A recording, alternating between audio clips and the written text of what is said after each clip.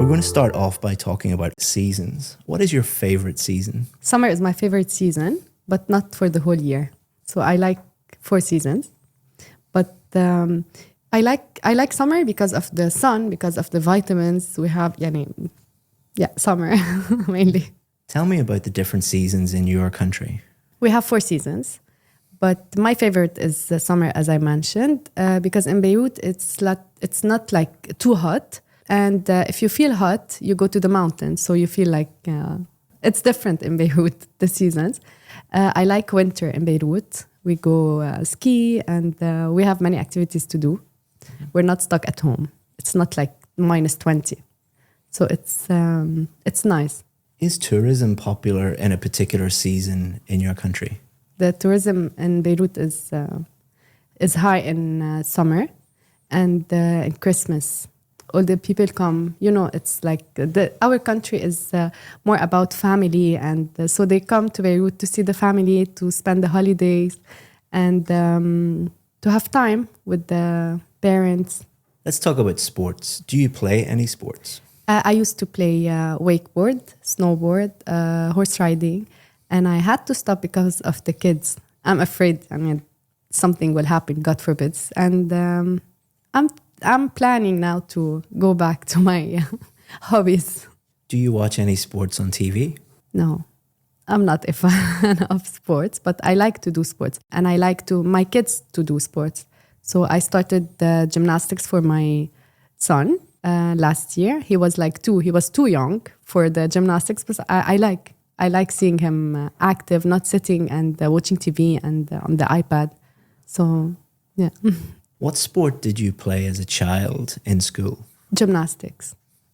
I love gymnastics. And for me, gymnastics is the base for whatever you want to do in your life. The base is gymnastics. Let's talk about travel. Where was the last place you visited on holiday? Greece. Actually, we go to Greece every summer. And I love Greece. It's like similar to Beirut, but more advanced in a way. Not more civilized, but I love Greece. I love the vibes, the islands they have, the people, the food there is amazing. I love Italy, Romania, Europe in general. I love Europe. Where would you like to go back again on holiday? Beirut.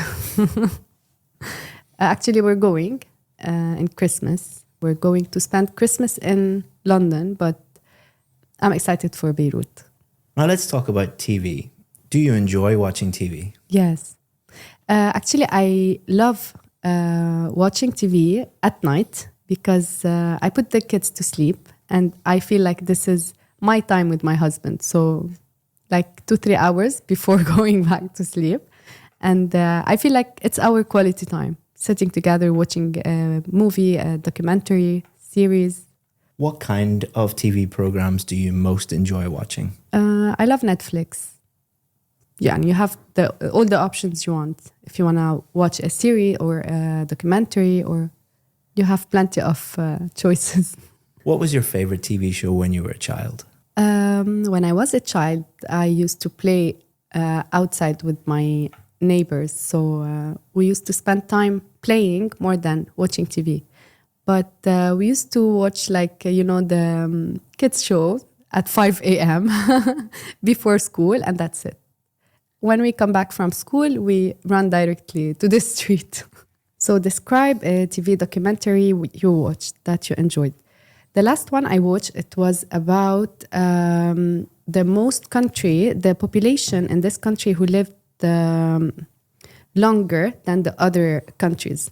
Why I watched this documentary? Because when I have kids, back to the kids, when I had the first baby, I decided to change my lifestyle, to stop eating bad food, to stop eating junk food, to change everything. So when I saw this documentary, I felt like it's a must. I have to watch this documentary and to see why this population or this country, they live longer than the other countries. And mainly it was like because of the food, the organic food. They don't go to the gym, but they walk a lot. They don't sit like doing nothing. No, they are always active. So I learned a lot while watching this documentary because my husband used to make fun of me. Okay, why you are using buckwheat flour instead of the normal flour? When I watched this documentary, I've got the answer. And I told him, look, when you eat this flour instead of this, it will help your blood not to, to absorb the sugar. So this is the difference between this and this. That's why in Italy, if you realize that their food is based on carbs, why they are not fat, or why they are not like sumo, because of the good ingredients they use and the quality of food they have. So yeah. That's the end of the 2 minutes. So we've been talking about a TV documentary, and we're going to continue to talk about TV and specifically TV advertising. What type of products are most advertised on TV in your country?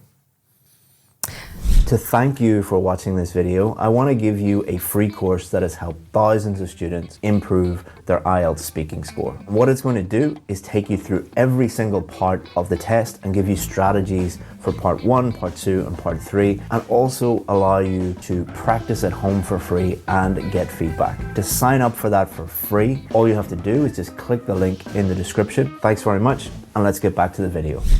So mainly the food. They do a lot of commercials about food. Cheese, fries, food. Do you think that people pay attention to adverts on TV? Yeah, of course they do. Because it's not like an ad you can skip. You have to watch. Otherwise, you put mute, but you are still watching. Even if you mute the TV, you are still watching and seeing the product name and the product itself. How important are regulations on TV advertising?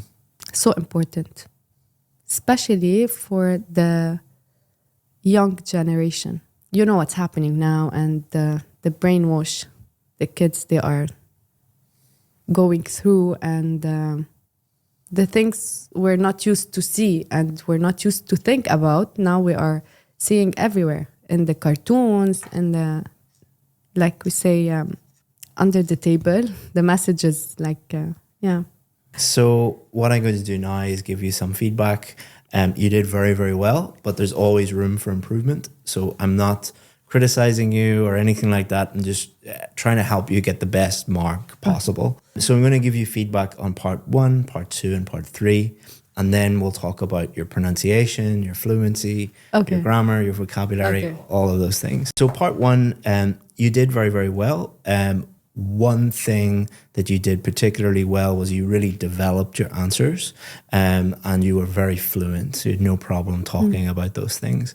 One thing that you do that could become a problem, I don't think it is a problem, is that you tend to answer the question and then you will go off and speak about things related to that question, but kind of adjacent to that topic, you know? So you're going off and talking about your children related to that rather than really sticking to the question. So you get a mark for, it's called coherence, which means did you answer the question and really develop the answer related to that question. So you didn't do it that much, but sometimes you went off and talked about things, which is okay, but we want to help you get the highest mark possible. With part 2, you had no problem speaking for 2 minutes. Most students find it very difficult to speak for 2 minutes. You don't have any problem at all speaking for 2 minutes about that. Just be careful that, again, you stick to the topic. It was describe a TV documentary, and you talked a lot about you and your husband and his health and why that food is healthy. That's okay because it's related to that topic. So in the way that you did it was probably fine. But the question is describe a documentary. So you should really, really focus on that. The only weakness that you have is really sticking to and answering the actual question. So you can use examples from your own life. You know, for example, my husband, we started using buckwheat in the pasta and that really helped him. And then go back to the documentary. If you did the test for real, you might be under pressure, you might be stressed out. And when people are stressed out, they're not thinking clearly. And then you might start Yeah. talking about things that are not really related Okay. to the question.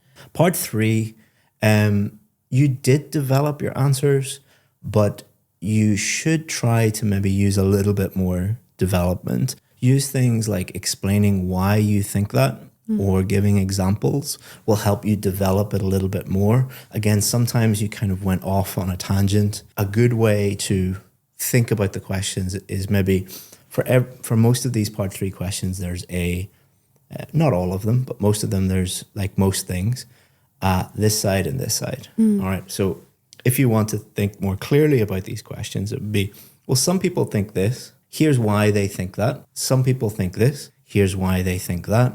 I personally believe this. So, for example, how important are regulations on TV? So some people think that there shouldn't be any regulations, maybe because they're advertisers and they want to sell more stuff.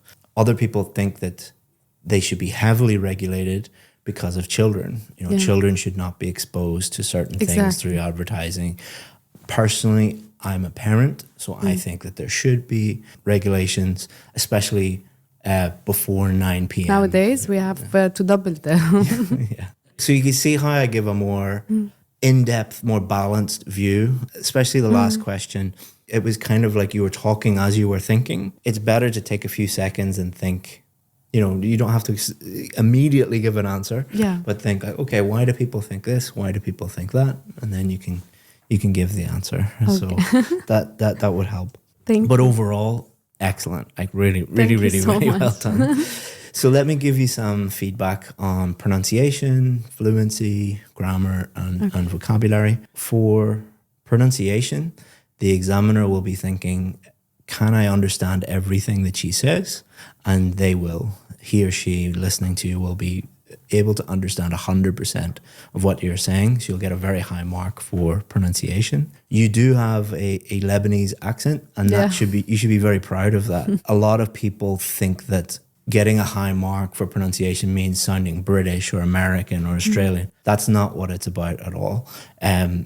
Some of the best students in the world have very strong accents, but it's not about speaking with a British accent. It's about using your own accent to speak as clearly as possible, and you do an excellent Thank job with that. So you would get a very high score for your pronunciation. It's very, Really? very good, yes. And you also use intonation very well, so your voice going up, your voice going down Yeah. to show meaning. You do that very well. So overall, your pronunciation is the very, very, very high Thank standard. you. So, just to go back to accent, the only time accent would cause a problem is if your accent is so thick that it causes problems for the listener. And yours When is you not. don't understand when I'm saying, right? Exactly. And as I said, I'm sitting with you talking, and there's not one word that I don't understand. So Yeah. it's very, very good. Move on to fluency and coherence. So fluency and coherence is one band. Fluency means speaking normally without pausing or hesitating or repetition. You have no problem with that in general, but we'll come back to that in a second.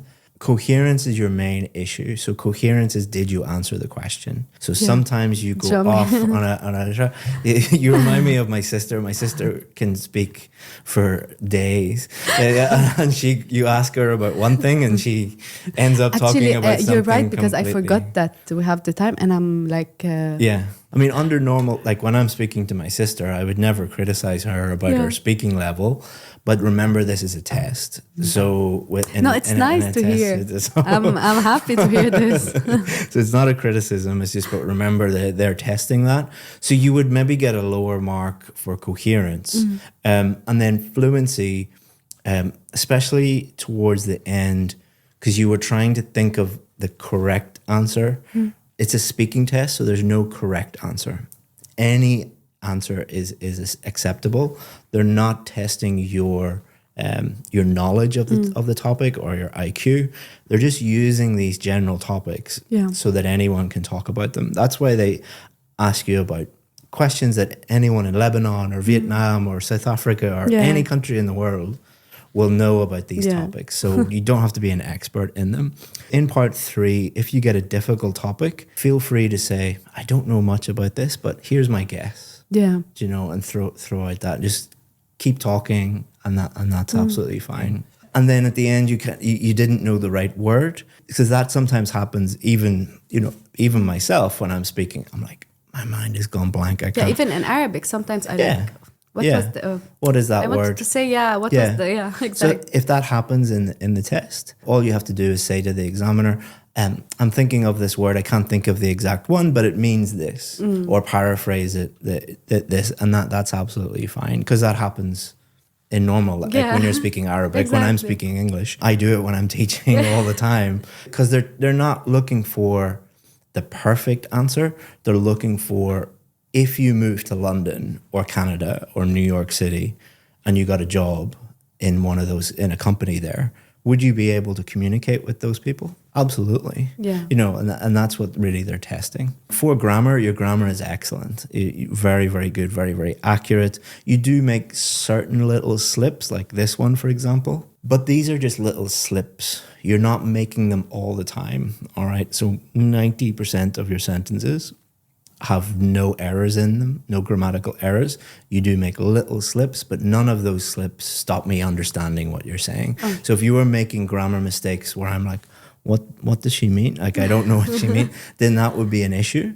But because your slips are minor and not frequent at all, you would get a very high score for grammar. So your grammar is very, very good. Perfect. Same with your vocabulary. Your vocabulary is of a very high standard, such as this. So you can see that you use very good topic-specific vocabulary and also very idiomatic vocabulary. So this is vocabulary that native English speakers would use, that generally learners wouldn't be able to use. So that demonstrates that you've got a very high level of vocabulary. Thank you. Overall, you would get a high score, except for coherence and fluency. Yeah. That's what you should work on. Yeah. And we'd like to I will. invite you back, and we can do another one, and we can see if you get the top score. Thank Sound you. good? Yeah. All right, good.